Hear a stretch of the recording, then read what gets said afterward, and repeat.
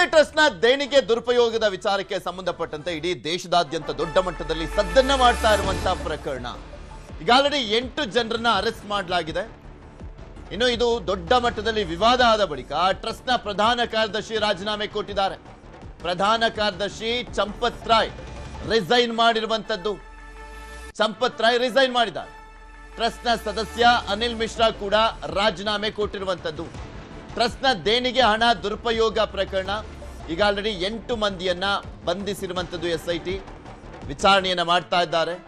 ಎಷ್ಟೆಷ್ಟು ಕೋಟಿ ಲೂಟಿ ಹೊಡೆದಿದ್ದಾರೋ ಏನು ಪಾಪಿಗಳು ರಾಮನ ಹೆಸರಲ್ಲಿ.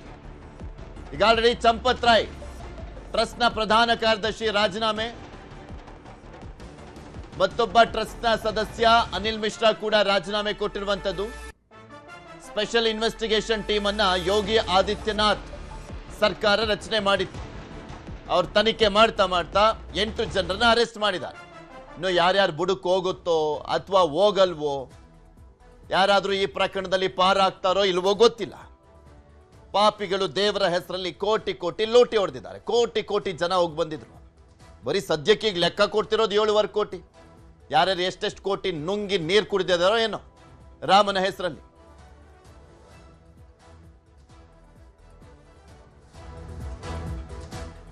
ಇಡೀ ದೇಶದಾದ್ಯಂತ ಚರ್ಚೆ ಆಗ್ತಾ ಇರುವಂತ ವಿಚಾರ ಇದು.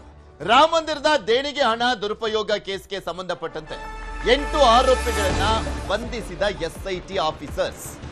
8 ಜನ ಆರೋಪಿಗಳನ್ನ ಬಂಧಿಸಲಾಗಿದೆ. ಟ್ರಸ್ಟ್ ಪ್ರಧಾನ ಕಾರ್ಯದರ್ಶಿ, ಚಾಲಕ ಸೇರಿ 8 ಮಂದಿಯನ್ನ ಅರೆಸ್ಟ್ ಮಾಡಲಾಗಿದೆ. 7.5 ಕೋಟಿ ದುರುಪಯೋಗ ಆರೋಪದಲ್ಲಿ ಅರೆಸ್ಟ್ ಮಾಡಲಾಗಿದೆ. ಬರೀ 7.5 ಕೋಟಿನಾ ಅಂತ, ಅದರ ಹಿಂದೆ ಇನ್ನೂ ಸಾಕಷ್ಟು 106 ಕೋಟಿ ಅನ್ನುವಂತ ಆರೋಪಗಳನ್ನು ಮಾಡಲಾಗ್ತದೆ. ಬಟ್ ಸದ್ಯಕ್ಕೆ SIT ತನಿಖೆಯಲ್ಲಿ 7.5 ಕೋಟಿ ದುರುಪಯೋಗ ಅಂತ ಹೇಳಲಾಗ್ತದೆ.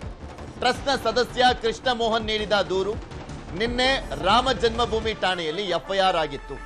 ಇಂದು 8 ಆರೋಪಿಗಳನ್ನ ಬಂಧಿಸಿದ್ದಾರೆ ಪೊಲೀಸರು. ಬಂಧಿತರು ಯಾರ್ಯಾರು ಅನ್ನುವಂತ ನೋಡೋಣ.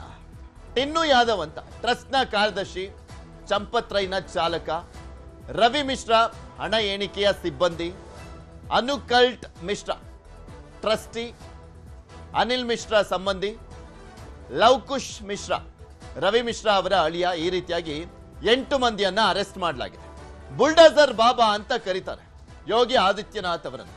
ನೋಡಿದವಲ್ಲ ರೌಡಿಗಳಿಗೆಲ್ಲ ಯಾವ್ಯಾವ ರೀತಿಯಾಗಿ ಪಾಠ ಕಲಿಸಿದ್ದಾರೆ ಅಂತ. ಈಗ ಇವ್ರಿಗೆಲ್ಲ ಯಾವ ರೀತಿಯ ಪಾಠ ಕಲಿಸ್ತಾರೆ ಅಂತ ಇಡೀ ದೇಶದ ಜನ ತುಂಬಾ ನಂಬಿಕೆಯಿಂದ ಸಾಕಷ್ಟು 100 ವರ್ಷಗಳ 500 ವರ್ಷಗಳ ಕನಸನ್ನ ಕಂಡಿದ್ದಂತ ಮಂದಿರ ಅದು ರಾಮ ಮಂದಿರ. ಅದರಲ್ಲೇ ಯಾವ ರೀತಿಯ ಅವ್ಯವಹಾರ, ಕಳ್ಳತನ ಪ್ರಕರಣಗಳೆಲ್ಲ ಆಗಿದೆ ನೋಡಿ. ಎಷ್ಟೆಷ್ಟೆಲ್ಲ ದೋಚಿದಾರೋ ಏನೋ ಇವರು ರಾಮನ ಹೆಸರಲ್ಲಿ. ಕೋಟಿ ಕೋಟಿ ಭಕ್ತರು ಹೋಗಿ ಬಂದಿದ್ದಾರೆ ಪ್ರತಿಷ್ಠಾಪನೆ ಆದ ಬಳಿಕ. जून को अयोध्या के दौरे पे था. मैंने तब भी कहा था अयोध्या हम सबकी आस्था की प्रतीक है, भारत के सनातन धर्म की आस्था की प्रतीक है. अयोध्या पर आक्षेप मत करो. प्रभु श्री राम की मर्यादा का पालन करना सीखो. और अयोध्या के बारे में जो कदपे समाचार मिल रहे थे, हमने कहा था SIT गठित की गई है. SIT की रिपोर्ट आने के साथ ही हमारी कार्रवाई भी प्रारंभ हो जाएगी.